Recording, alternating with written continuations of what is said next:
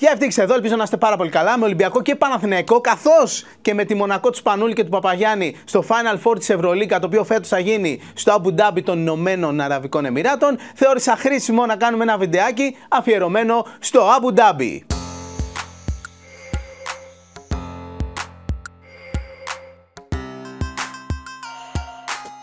Πάμε αρχικά να δούμε πού βρίσκεται στο χάρτη το Αμπου Ντάμπι. Βρίσκεται εδώ, στην ανατολική πλευρά του Περσικού κόλπου, δίπλα στο Ομάν και νότια του Ιράν. Τα Ηνωμένα Αραβικά Εμιράτα είναι ένα σχετικά μικρό κράτος, το οποίο αποτελείται από 7 διαφορετικά Εμιράτα. Είναι 7 Εμιράτα που ενώθηκαν και δημιούργησαν μία χώρα.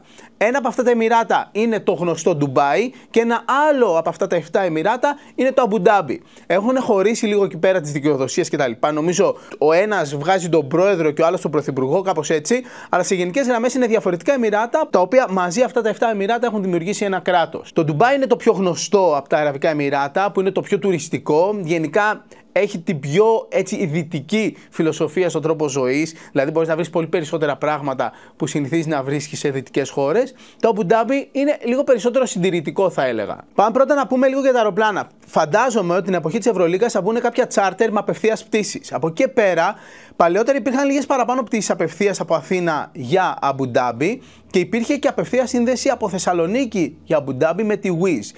Δυστυχώς αυτή η πάρα πολύ οικονομική πτήση που είχαμε χρησιμοποιήσει τότε δεν ισχύει πλέον. Για τον λόγο αυτό υπάρχουν άλλες συνδέσεις. Η Wizz πετάει νομίζω μέσω Βουδαπέστης, μέσω Βελιγραδίου και γενικότερα άλλο σημείο της Ευρώπης. Αλλά φαντάζομαι την εποχή του Final Four και αυτά τα εισιτήρια θα είναι αρκετά ακριβά. Αλλά υπάρχει και επιλογή να πετάξεις για Ντουμπάι. Μπορείς να πας στο Ντουμπάι και από εκεί οδικός να πας στο Αμπου Ντάμπι. Το Ντουμπάι για Αμπου Ντάμπι θες περίπου 1 με 1,5 ώρα. Μπορείς να νοικιάσεις αυτοκίνητο, απλώς χρειάζεσαι ένα δίπλωμα με λατινικούς χαρακτήρες. Λέει ότι χρειάζεσαι και international permit οδήγησης. Αλλά εγώ θυμάμαι είχα πάνω από 1 φορά νοικιάσει αυτοκίνητο στο Ντουμπάι με κανονικό δίπλωμα ελληνικό, αλλά αυτό που είναι σε μορφή κάρτας και έχει λατινικούς χαρακτήρες. Ταξί αν πάρεις από Ντουμπάι για Αμπου Ντάμπι θα κοστίσει κάνα 100 ευρώ πιστεύω, και επίσης υπάρχουν και κάποια μέσα μαζικής μεταφοράς, λεωφορεία κτλ. Τώρα, αν θα μείνεις Ντουμπάι Αμπου Ντάμπι, φυσικά καλύτερα να μείνεις στο Αμπου Ντάμπι αν πας να δεις τους αγώνες, οι οποίοι είναι 23-25 Μαΐου, αλλά άνετα μένεις και στο Ντουμπάι, ειδικά αν νοικιάζεις αυτοκίνητο. Και να αναφέρουμε επίσης ότι δεν υπάρχει η ανάγκη να βγάλεις κάποια βίζα για να πας στην Ηνωμένα Αραβικά Εμιράτα. Για 90 μέρες οι τουρίστες πηγαίνουν χωρίς βίζα.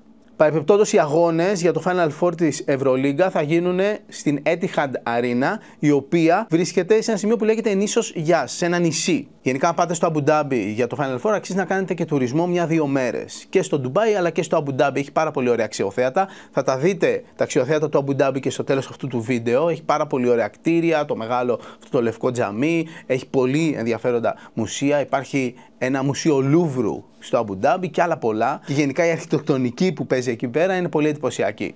Τώρα, μερικά πράγματα πρέπει να ξέρετε. Πρώτον, βίζα είπαμε δεν χρειαζόμαστε. Δεύτερον, πολύ σημαντικό, υπάρχουν διάφοροι νόμοι και κανονισμοί εκεί πέρα που πρέπει λίγο να τους τσεκάρετε από πριν. Γενικά, οι νόμοι και οι κανονισμοί που υπάρχουν στα Ηνωμένα Αραβικά Εμιράτα βασίζονται στο Ισλαμικό δίκαιο. Απαγορεύονται αυστηρά η δημόσια μέθη, η χρήση και κατοχή ναρκωτικών, καθώς και η προβολή της δημόσιας εδούς. Το αλκοόλ επιτρέπεται μόνο σε ειδικά διοδοτημένους χώρους και απαγορεύεται αυστηρά η κατανάλωση σε δημόσιους χώρους. Γενικά, χρειάζεται ένα σεβασμό στην τοπική κουλτούρα, που έχει να κάνει με το ντύσιμο.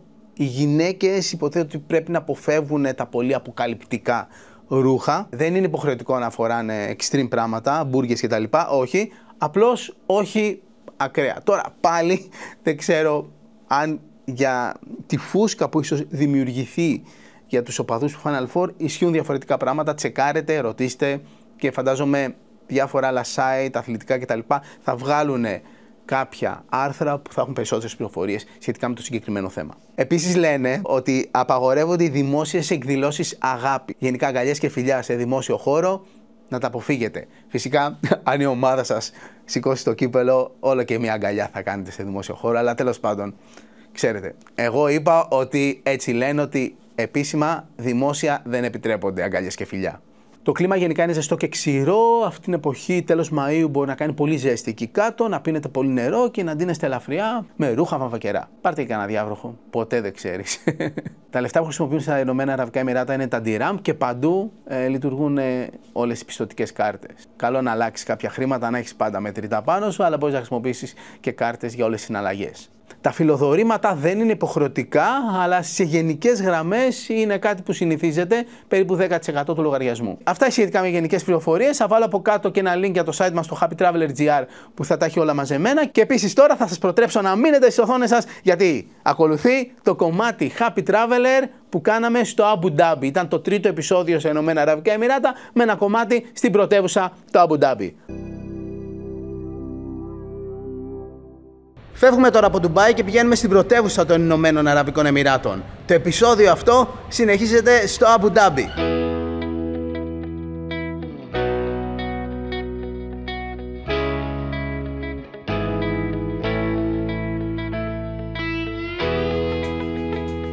Η αμόλυβδη βενζίνη σε Ηνωμένα Αραβικά Εμιράτα μέσα Μαΐου του 2022, όταν στην Ελλάδα κάνει 2,20 το λίτρο, εδώ κοστίζει 0,90 ευρώ το λίτρο. Τζάμπα πράγμα. Λογικό θα μου πείτε, αφού έχουν δική τους παραγωγή. Αλλά μήπως θα έπρεπε να έχουμε και εμείς δική μας παραγωγή?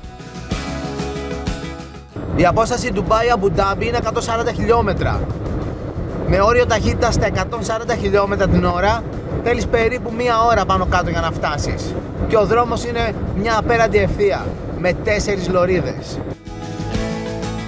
Μπαίνουμε στο Αμπου Ντάμπι από τη βόρεια πλευρά και πηγαίνουμε παραθαλάσσια σε σημεία που έχει τεράστιες εκτάσεις που ενδέχεται να χτιστούν τα επόμενα χρόνια.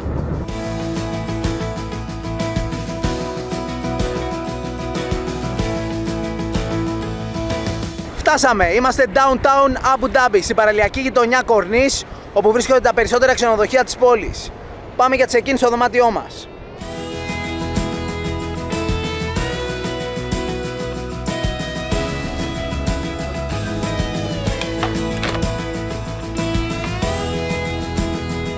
Πολύ μεγάλο δωμάτιο με γωνιακό παράθυρο, έχει τέλεια θέα. Βλέπεις και από τις δύο μεριές. Και παρότι δεν ήταν το πιο οικονομικό δωμάτιο του ξενοδοχείου, ήταν πάρα πολύ φθηνό. Με τις διάφορες εκτόσεις που έχουμε στην εφαρμογή που χρησιμοποιούμε, βγήκε 45 ευρώ.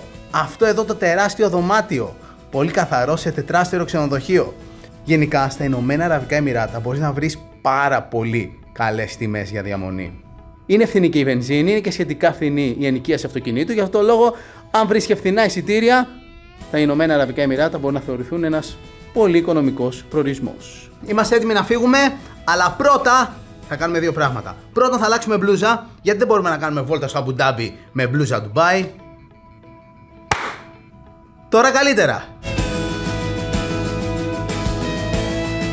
Πριν κάνουμε οτιδήποτε άλλο, ήρθαμε πάνω στο τελευταίο όροφο του ξενοδοχείου, στον 18ο, για να δούμε τη θέα. Το Αμπου Ντάμπι με περίπου 1 εκατομμύριο κατοίκους είναι η δεύτερη πολυπληθέστερη πόλη στα Ηνωμένα Αραβικά Εμιράτα μετά από το Ντουμπάι. Αποτελεί όμως την πρωτεύουσα της Συνομοσπονδίας των 7 Αραβικών Εμιράτων που ιδρύθηκε το 1971 και είναι επίσης η πρωτεύουσα του ομώνυμου Εμιράτου του Αμπου Ντάμπι. Λέγεται ότι οι περιοχές του Αμπου Ντάμπι κατοικήθηκαν ακόμα και από την 3η χιλιετία π.Χ. Ενώ η πρώιμη ιστορία της περιοχής ταυτίζεται με νομαδικές φυλές κυρίως ψαράδων που διέμεναν στην ευρύτερη περιοχή. Η ίδρυση του Αμπου Ντάμπι σαν πόλη χρονολογείται κάπου στον 17ο με 18ο αιώνα. Ενώ στα μέσα του 20ου αιώνα η οικονομία της πόλης συνέχισε να βασίζεται κυρίως στην εκτροφή καμήλων και η καλλιέργεια λαχανικών σε γειτονικές οάσεις. Ενώ η αλληλεία ψαριών και μαργαριταριών διεξαγόταν τους καλοκαιρινούς μήνες. Το πρώτο κοίτασμα πετρελαίου, που ήταν η αρχή για να αλλάξουν τα πάντα στο Αμπου Ντάμπι, ανακαλύφθηκε το 1958. Σήμερα η πόλη θεωρείται μια από τις πιο κοσμοπολίτικες μητροπόλεις του κόσμου. Η γρήγορη ανάπτυξη και αστικοποίηση, μαζί με το μεγάλο υψηλό εισόδημα των κατοίκων, την έχουν μετατρέψει σε μια από τις πιο προηγμένες πόλεις του αραβικού κόσμου.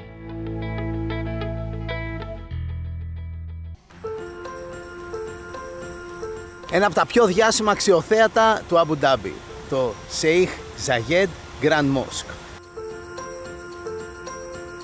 Και εδώ είναι το τέλειο μέρος που το βλέπεις με τη λίμνη μπροστά και μαζί με το τζαμί βλέπεις και την αντανάκλαση. Αυτή εδώ η περίεργη κατασκευή είναι το Wahat Al-Karama. Είναι ένα μοντέρνο μνημείο πολέμου για τα θύματα των πολέμων αυτής της χώρας.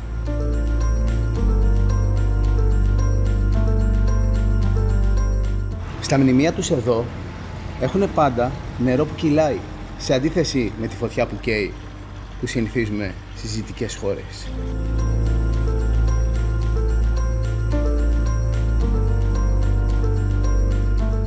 Αυτό εδώ το μνημείο είναι πάρα πολύ δημοφιλές επειδή έχει αυτόν εδώ το χώρο που είναι σαν αμφιθέατρο και αποδέχει την καλύτερη θέα του Grand Mosque, του μεγάλου τζαμιού.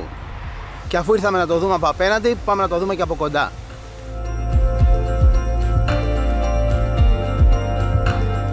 Αυτό, κυρίες και κύριοι, είναι το μεγαλύτερο τζαμί στα Ηνωμένα Αραβικά Εμιράτα με συνολική χωρητικότητα πάνω από 41.000 άτομα.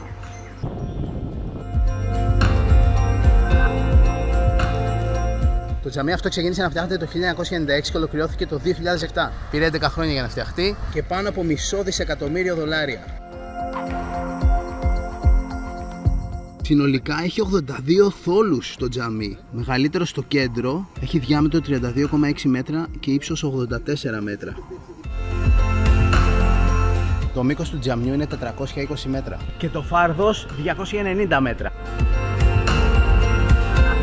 Το τζαμί έχει 4 μιναρέδες, οι οποίοι είναι 107 μέτρα ύψος. Ο αρχιτέκτονας ήταν ο Ιουσέφ Αμπντέλκι. Αυτή είναι η ανατολική είσοδος. Τα Ηνωμένα Αραβικά Εμιράτα διατηρούν την κληρονομική μοναρχία ως πολίτευμα στο σύνολό τους και οι εμμύριδες του κάθε εμιράτου είναι μέλη του Ανώτατου Συμβουλίου της χώρας, στο οποίο προείσταται ο πρόεδρος των Ηνωμένων Αραβικών Εμιράτων.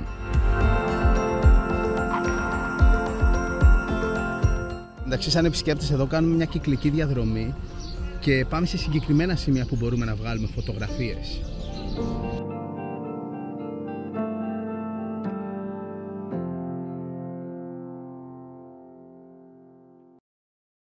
Αν θέλετε να επισκεφτείτε το Ντουμπάι και προτιμάτε κάποιος άλλος να οργανώσει τα πάντα για εσάς, τσεκάρετε το ταξιδιωτικό γραφείο με το οποίο συνεργαζόμαστε. Το Κοσμόραμα έχει μια πολύ καλά μελετημένη οργανωμένη εκδρομή στα Ηνωμένα Αραβικά Εμιράτα που καλύπτει όλα όσα πρέπει να δει και να κάνει κάποιος σε αυτή την τόσο εντυπωσιακή πόλη.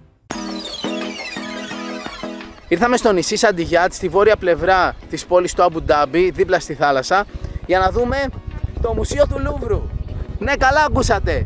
Έχει και το Αμπου Ντάμπι Λούβρο. Είναι ένα project που ξεκίνησε το 2007 σε συνεργασία με τη Γαλλία και τα Ηνωμένα Αραβικά Εμιράτα. Και μπορεί η συμφωνία για το όνομα Λούβρο να υπογράφτηκε το 2007, αλλά το μουσείο ολοκληρώθηκε και άνοιξε το 2017. Σύμφωνα με τη σύμβαση, αυτό το κτίριο θα χρησιμοποιεί το όνομα του Λούβρου μέχρι το 2037. Αποτελεί το μεγαλύτερο πολιτιστικό project της Γαλλίας εκτός Γαλλίας. Η συνολική έκταση του μουσείου είναι 24.000 τετραγωνικά μέτρα, από τα οποία το 1 τρίτο, δηλαδή τα 8.000, είναι γκαλερί, εκθέσεις τέχνης. Και με αυτή την έκταση είναι το μεγαλύτερο μουσείο σε όλη την Αραβική Χερσόνησο. Και μέσα έχει έργα τέχνης που παντρεύουν την Ανατολή με τη Δύση. Υπάρχουν και περιοδικές εκθέσεις που έρχονται από τη Γαλλία, αλλά το γενικό κόνσεπτ του μουσείου είναι αυτό το πάντρεμα, αυτή η γέφυρα μεταξύ Ανατολής και Δύσης. Το μουσείο είναι ανοιχτό Τρίτη με Κυριακή, 10 το πρωί με 6.30 το απόγευμα. Και τα πάντα είναι γραμμένα αραβικά, αγγλικά και γαλλικά. Συγκεκριμένο αυτό το ταξίδι το κάναμε πολύ πρόσφατα, μέσα Μαΐου του 2022.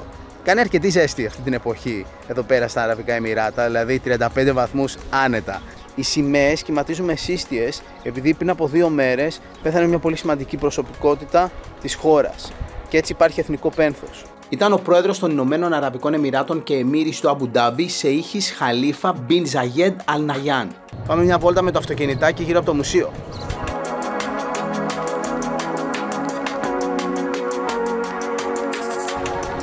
Ωραία βόλτα. Δίνεις ένα tip σε αυτούς με τα οχηματάκια και σε κάνουν βόλτα εδώ στο χώρο του μουσείου, που είναι αρκετά μεγάλος και για να έρθεις εδώ με τα πόδια, εντάξει, θέλει λίγη ώρα. Για πιο γρήγορα παίρνεις το οχηματάκι.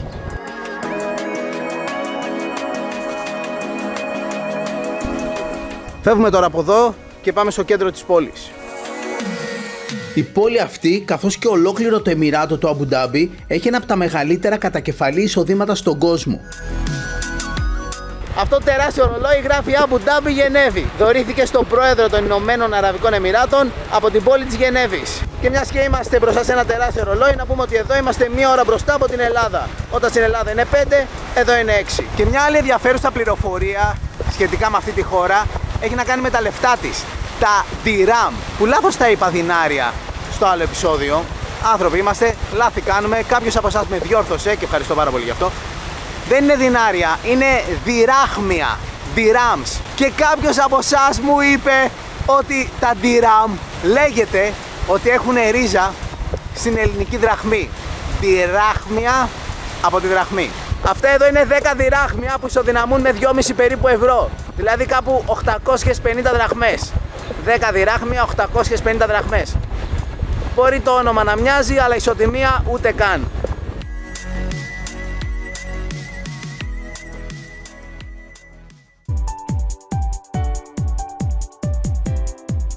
Αυτή είναι η Cornice Street, η διάσημη παραλιακή του Αμπου Ντάμπι. Μεγάλος δρόμος, φανταστική παραλιακή περατζάδα με πάρα πολύ ωραία διαμορφωμένα πάρκα, ωραίο ποδηλατόδρομο, πολλά αξιοθέατα. Και σε ένα μεγάλο τμήμα αυτής της παραλιακής είναι και η διάσημη παραλία του Αμπου Ντάμπι, η παραλία Cornice.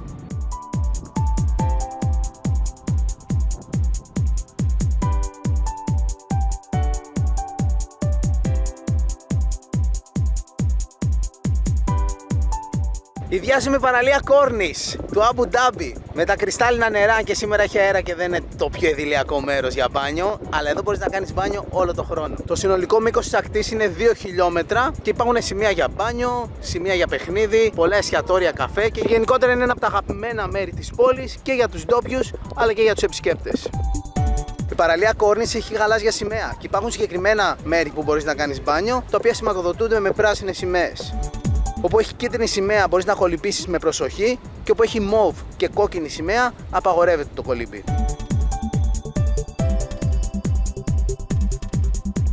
Ωραία, πάμε να συνεχίσουμε τις βόλτες μας. Το Αμπου Ντάμπι είναι η έδρα των σημαντικότερων υπηρεσιών της Ομοσπονδιακής Κυβέρνησης των Ηνωμένων Αραβικών Εμιράτων, καθώς και της βασιλικής οικογένειας. Κοιτάξτε, τέλεια υπόγεια διάβαση και πεντακάθαρη, όπως είναι βασικά όλη η πόλη. Εδώ στο Αμπου Ντάμπι έχουν επίσης την έδρα τους το τοπικό χρηματιστήριο, η Κεντρική Τράπεζα των Ηνωμένων Αραβικών Εμιράτων, καθώς και πολλές πολυεθνικές επιχειρήσεις. Ανεβαίνουμε στον 74ο όροφο, στα 300 μέτρα, για να δούμε τη θέα από ψηλά. Wow, επική θέα, αν και δεν φαίνονται πάρα πολύ καλά, η ατμόσφαιρα δεν είναι πολύ καθαρή, επειδή έχει πολύ αέρα και σηκώνει άμμο. Εδώ είμαστε σε ένα από τα πιο γνωστά πεντάστερα ξενοδοχεία στο Αμπου Ντάμπι, το Conrad Etihad Towers. Το Αμπου Ντάμπι είναι χτισμένο σε μια λεπτή λωρίδα γης, δεξιά και αριστερά από την οποία υπάρχει ποτάμι και μοιάζει λίγο με νησί. Γύρω-γύρω από αυτή τη λεπτή λωρίδα γης, που είναι το βασικό κομμάτι της πόλης, υπάρχουν πολλά μικρότερα νησιά. Αυτό εδώ το κτίριο απέναντι είναι το Emirates Palace. Είναι το παλάτι των Εμιράτων, το οποίο είναι 7στερο ξενοδοχείο. Το πιο διάσημο ξενοδοχείο του Αμπου Ντάμπι. Από εκείνη την πλευρά της θάλασσας βλέπουμε το Προεδρικό Μέγαρο. Πάρα πολύ εντυπωσιακό αυτό το ξενοδοχείο, αλλά νομίζω πιο εντυπωσιακό είναι το Emirates Palace. Πάμε εκεί. Εκεί πάνω ήμασταν πριν, τους πύργους Etihad, οι οποίοι δεν είναι ένας, είναι 4. Άλλος είναι με διαμερίσματα, άλλος με γραφεία, άλλος με το ξενοδοχείο που πήγαμε. Και τώρα όμως ήρθαμε στο ανακτορικό ξενοδοχείο, το Emirates Palace. Εδώ μπροστά έχει και πολύ εντυπωσιακό συντριβάνι.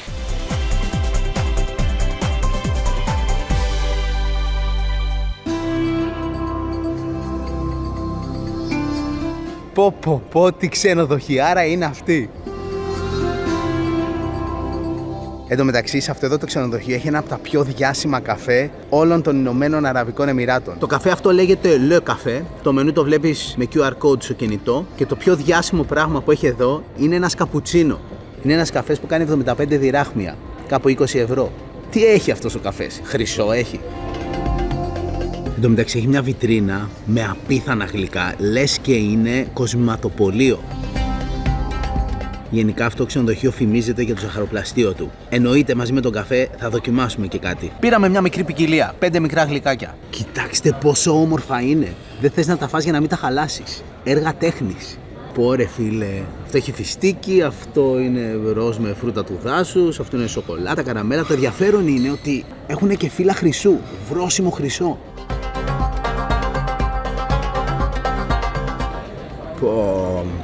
Παρά την πλάκα της υπερβολής με το χρυσό και τα λοιπά, το γλυκό σαν γλυκό τα σπάει.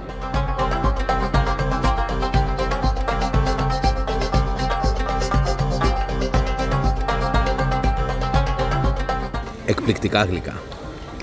Σε Συγχαρητήρια στον Μπάστρι Σεφ. Ήρθε και ο καφές. Ο καφές με τα φύλλα χρυσού. Ο πιο διάσημος καπουτσίνο της Αραβικής Χερσονήσου. Ο καφές των 20 ευρώ. Για να δούμε, αξίζει. Σαν καφές είναι εξαιρετικός. Λέει ότι είναι ποικιλία αράμπικα από την Αιθιοπία. Καφές χρυσάφι. Ήρθε και ο λογαριασμός, 205 dirham, δηλαδή περίπου 50 ευρώ. Ήπιαμε καφέ και φάγαμε γλυκάκια με 50 ευρώ. Νομίζω ότι άξιζαν, ήταν και ωραία, αλλά και όλη η εμπειρία για την εκπομπή μας ήταν ωραία. Τι λέτε εσείς? Εν τω μεταξύ, στα Ηνωμένα Αραβικά Εμιράτα έχει ΦΠΑ μόνο 5% σε όλα. 5% φίλε φόρος. Και αυτός ο φόρος μπήκε τα τελευταία χρόνια, παλιά δεν υπήρχε. Επίσης, οι επιχειρήσεις δεν πληρώνουν φόρο. Αυτές είναι χώρες για business.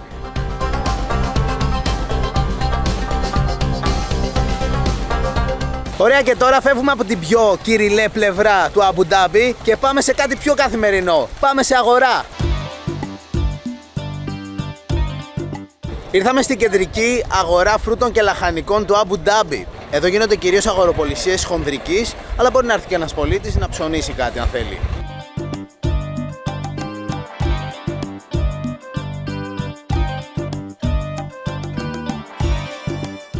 Where is the watermelon from? From Iran. Iran? Yes. Ah, okay. Τα περισσότερα προϊόντα εδώ είναι εισαγωγής, αλλά υπάρχει ένα πράγμα το οποίο υπερπαράγεται εδώ πέρα στα Αραβικά Εμιράτα και το τρώνε εξίσου πολύ. Μαντέψτε ποιο είναι αυτό. Κοιτάξτε πόσα διαφορετικά είδη χουρμάδων έχει. Έχει και διάφορα γλυκά με χουρμάδες, όπως χουρμάδες με επικάλυψη σοκολάτας. Εμείς θα δοκιμάσουμε σκέτους χουρμάδες.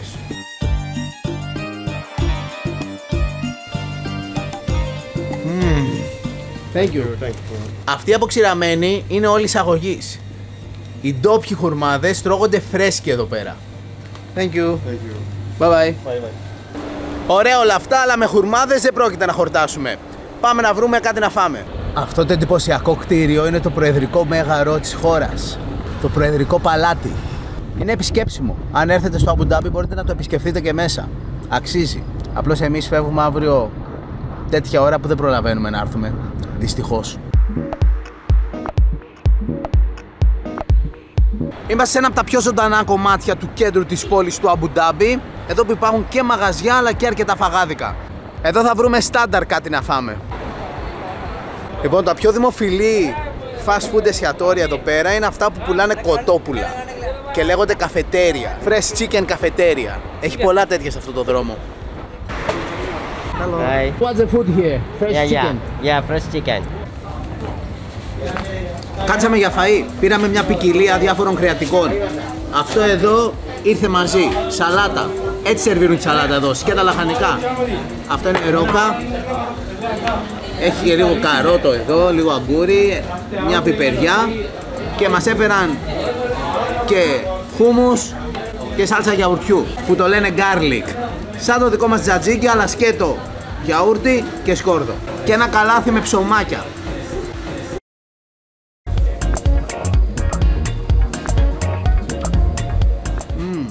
Δυνατό είναι, πολύ σκόρδο έχει. Μ' αρέσει.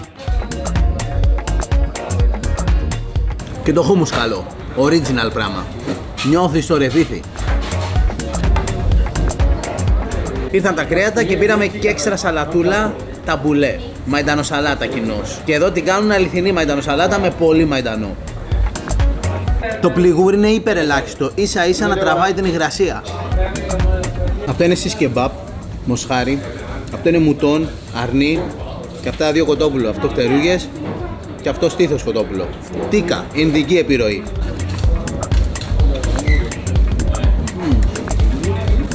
Το κοτόπουλο είναι ψιλοκαυτερό. Το μοσχάρι δεν με τρέλανε. Για να δούμε το αρνί. Παίζει να είναι το καλύτερο. Ωραία, φάγαμε. Φεύγουμε τώρα, αλλά δεν πάμε ακόμα για ύπνο. Πάμε πρώτα να δούμε κάτι που ήδη είδαμε, αλλά πρέπει να το ξαναδούμε.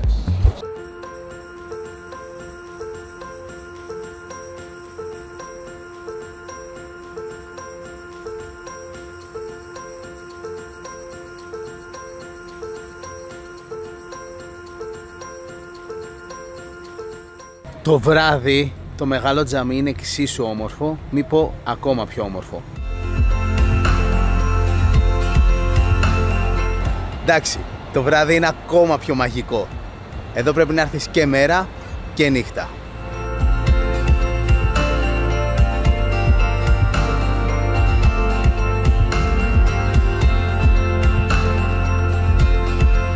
Τολμώ να πω ότι είναι όσο όμορφο είναι και το Taj Mahal. Εντάξει, το Taj Mahal είναι πιο χαρακτηριστικό, έχει μεγαλύτερο θόλο στο κέντρο. Αλλά αυτό εδώ είναι τόσο καλοφτιαγμένο, τόσο άψογο, τόσο συμμετρικό, τόσο τέλεια γεωμετρικό. Είναι θαύμα. Μπορείς να κάθεσαι εδώ πέρα κανένα 2 ώρο και να το βλέπεις σαν να βλέπεις ταινία. Αλλά νομίζω πρέπει να πάμε για ξεκούραση. Αύριο θα ξυπνήσουμε πολύ νωρίς το πρωί. Φύγαμε για το δωμάτιο. Πίσω στο δωμάτιο. Και πριν προλάβετε να πείτε καληνύχτα ευτύχη, θα είμαι στο κρεβάτι και θα ροχαλίζω. Φώτα! Καλημέρα! Μια νέα μέρα ξεκινάει στο Αμπου Ντάμπι, στα Ηνωμένα Αραβικά Εμιράτα. Είμαστε κάτω στο νησάκι το Al Marina που βρίσκεται απέναντι από το Προεδρικό Μέγαρο και το ξενοδοχείο Emirates Palace. Και ναι, αυτή την ώρα το σκηνικό είναι μαγεία. Εδώ στο Al Marina στο κέντρο βρίσκεται ένα τεράστιο εμπορικό κέντρο που έχει και εκείνον τον πύργο με το παρατηρητήριο πάνω. Επίσης εδώ έχουμε και το εμβληματικό ξενοδοχείο, την Αψίδα, που θυμίζει, βασικά αδελφάκι είναι του Atlantis στο Ντουμπάι. Εδώ έχουν βάλει και σαν μνημείο την παραδοσιακή βάρκα που χρησιμοποιούσαν πάντα στην περιοχή για να θυμίζει την ναυτική παράδοση αυτής της χώρας. Ναι, μπορεί το Αμπου Ντάμπι και γενικά τα Ηνωμένα Αραβικά Εμιράτα να είναι μία από τις κορυφαίες χώρες στον κόσμο σε παραγωγή πετρελαίου, αλλά κάποτε εδώ πέρα η βασική παραγωγή ερχόταν από τη θάλασσα.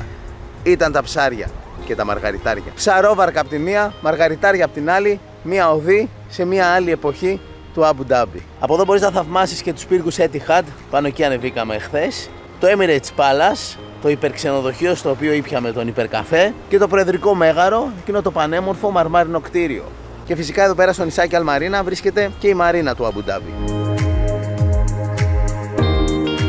Αυτή εδώ η περίεργη αψίδα είναι το λεγόμενο μνημείο του ιδρυτή και αφορά τον άνθρωπο ο οποίος εμπνεύστηκε και έκανε πραγματικότητα την ίδρυση των Ηνωμένων Αραβικών Εμιράτων. Πρόκειται για τον Ζαέντ Μπιν Σουλτάν Αλ Ναγιάν, ο οποίος ήταν ο άνθρωπος ο οποίος ανέβηκε στην εξουσία του Εμιράτου του Αμπου Ντάμπι το 1966. Ήταν αυτός που είδε τον πλούτο του μαύρου χρυσού ως μια σημαντική ευκαιρία για να μεταμορφώσει το Εμιράτο του Αμπου Ντάμπι σε μια υπερδύναμη. Αυτός λοιπόν ο άνθρωπος, ο Σεΐχης Ζαέντ, 5 χρόνια αργότερα, το 1971, ανέλαβε την πρωτοβουλία για τη δημιουργία των Ηνωμένων Αραβικών Εμιράτων. Ουσιαστικά είναι ο μπαμπάς αυτής της χώρας. Από αυτό εδώ τον κεντρικό δρόμο και πολλούς άλλους στο Αμπου Ντάμπι περνάει και η πίστα της Φόρμουλα 1 στο Grand Prix του Αμπου Ντάμπι που γίνεται εδώ μια φορά το χρόνο. Πριν πάμε στο αεροδρόμιο και αποχαιρετήσουμε τα Ηνωμένα Αραβικά Εμιράτα, θα πάμε λίγο εκτός πόλης να δούμε κάποια ενδιαφέροντα σημεία.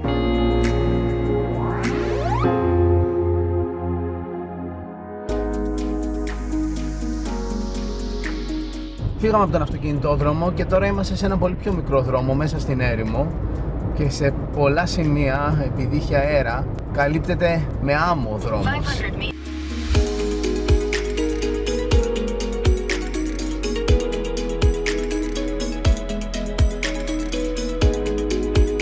Καμήλες! Wow. Πανέμορφες είναι.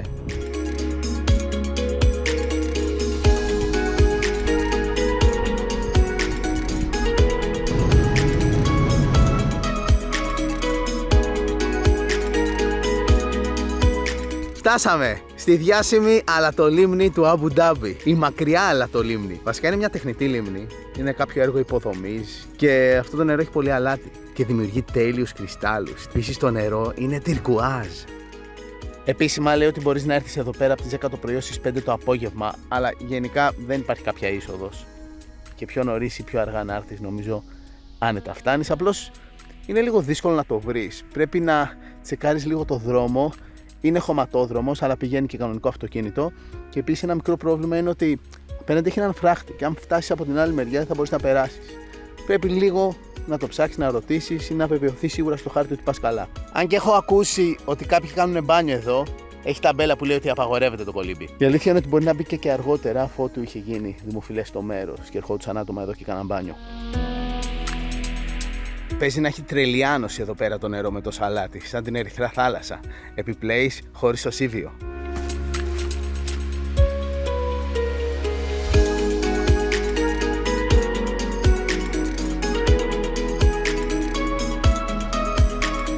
Υπάρχει ένα σημείο εδώ πέρα που μπορείς να πατήσεις.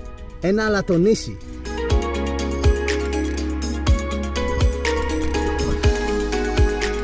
Μέσα το πόδι.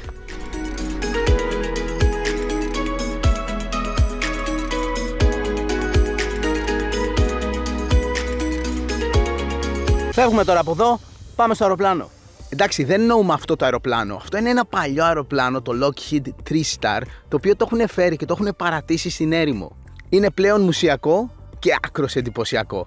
Και από αυτό το αεροπλάνο πάμε στο άλλο. Αυτό που θα μας πάει πίσω στην Ελλάδα. Και κάπου εδώ και αυτό το επεισόδιό μας φτάνει στο τέλος του. Περιμένουμε τα σχόλιά σας και τις προτάσεις σας για επόμενους προορισμούς και ανανεώνουμε το ραντεβού μας για το επόμενο Happy Traveler. Μέχρι την επόμενη φορά να είστε καλά, φιλιά πολλά και να θυμάστε ότι η πιο σημαντική αποσκευή σε κάθε ταξίδι είναι η καλή μας διάθεση. Γεια! Αυτό ήταν το βίντεο για το Abu Dhabi, ελπίζω να σας άρεσε. Να πω σε αυτό το σημείο καλή επιτυχία σε ελληνικές ομάδες. Ελπίζω για πρώτη φορά να έχουμε 2 ελληνικές ομάδες στο τελικό και μετά στο πάρει ο καλύτερος. Αν και δεν θα με χαλούσε εντελώς αν το έπαιρνε η Μονακό του Σπανούλη και του Big Papa, αλλά τέλος πάντων. Καλή επιτυχία σε ελληνικές ομάδες. Να είστε καλά, φιλιά πολλά, τα λέμε στο επόμενο βίντεο. Γεια! Να είστε καλά, φιλιά πολλά. Έγραψε το κανάλι με καμπανάκι, γράψε ένα σχόλιο από κάτω και τα λέμε στο επόμενο βίντεο. Γεια!